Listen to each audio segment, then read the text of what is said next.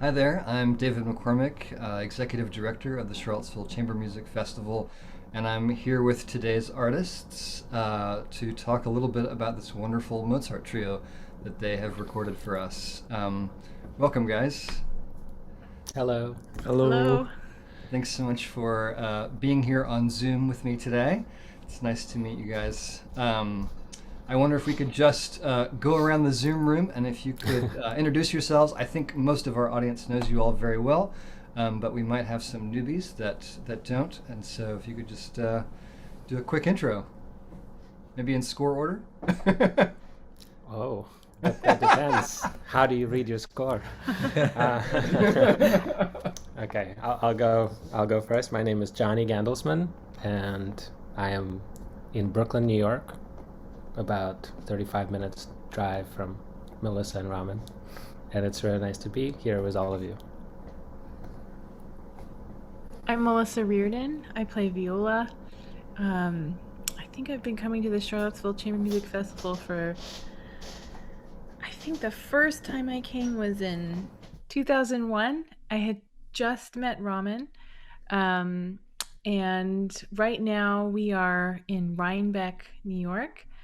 And we've been living here since August of 2020, so it's a relatively new move to be here, and it was amazing to be able to play this Mozart trio with Johnny and also Raman. We recorded it on the Bard campus in a beautiful mansion, and it was a beautiful space to be in to put this piece together. Yeah. Word. I'm Raman Ramakrishnan, and I play the cello.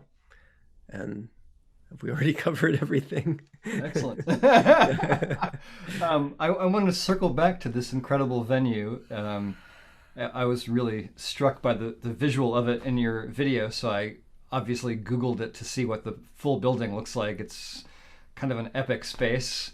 And what I love about it is that it is this big epic space, and you guys seem to have found the most intimate spot there to offer us this little chamber music concert. And I wonder if you could maybe just tell us about the space. I gather it's historic. Yeah, it's one of these old river mansions that you find all along the Hudson River Valley.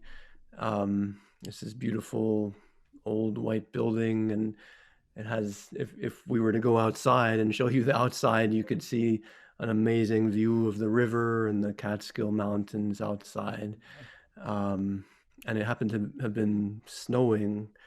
I don't know if you can quite see that on the video, but it was snowing the whole day, so that kind of lent a certain atmosphere to the whole thing. Yeah. Yeah, and right now the building Blythewood Manor, it's part of Bard, and it's the Economics Institute, and it's these days pretty much vacant. And they have this beautiful music room there with a few like period pianos. Oh, wow. Yeah, and lots of antique furniture and amazing couches that we weren't sure if we should sit in. It's always the question, isn't it? Yeah. You always want to, whether you're supposed to or not. There were no ropes on them, so Excellent. Yeah. So I wonder actually if you guys could talk a little bit about the recording process. Well, I could just say something small, which is, I guess we approached it a little bit like we might in a recording studio, which is to try and figure out what would be the best movement to start with, and pace ourselves, because we knew we were going to be there for the entire day, and just just figure out what is the best flow.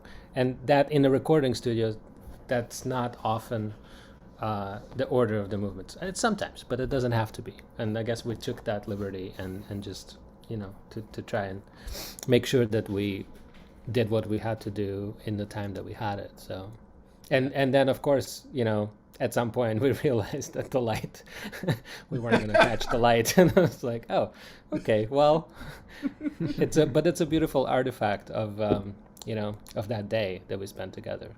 Yeah, Yeah. that's very cool. Yeah, I think we're all sort of like trying to be somewhere in the middle of that. Of we're not doing these like super meticulous recordings. We want to maintain that element of live, but it's nice to be able to, try each movement a couple times, and get the best possible product. Yeah, well, very cool. There was one oh sorry. Go Oh, ahead. go ahead, please.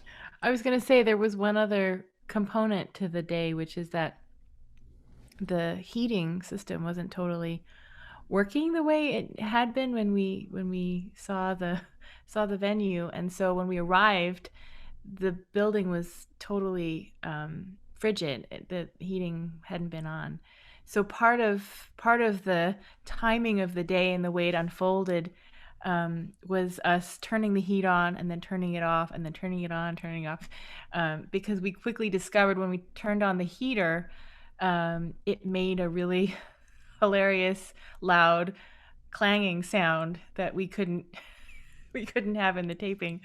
Yeah. So that's also some background for why the timing had to be the way it was. Yeah, we should also say it was also frigid when we left the building too. It stayed pretty much frigid the entire day. Maybe it increased about 3 to 5 degrees, but I'd say it was like a good 50 degrees in there. We didn't take a photo of ourselves in between takes, but we had jackets on and gloves, and we had been standing over the heater. It's pretty hilarious, actually. Yeah, I think we've all been there, trying to keep the noise at a minimum without freezing to death or boiling. So I wonder if you guys could speak a little bit about just kind of the epic nature of this piece. I have to admit, I mean, I've been playing violin for 30 some years, and I did not really know this piece. And I was shocked to discover how long it was and how sort of epic it was. And that sort of, it gives it an important place in the trio repertoire, and an important place in Mozart's output as well. It is an epic piece. It's like extremely virtuosic for all 3 instruments, which is rare for the time. I think actually Mozart played the viola part he wrote it for himself to play viola, which is interesting to know. And I think he had a really good cellist and a really good violinist also to work with, clearly.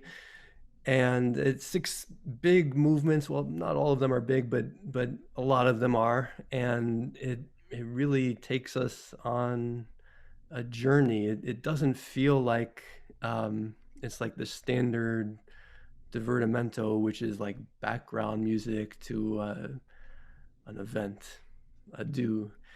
It feels like it should be the main event. It's poignant, and it's energetic, and it goes through tears and sorrow and overcomes them, and it really feels like a piece to mark our time today, going through the pandemic.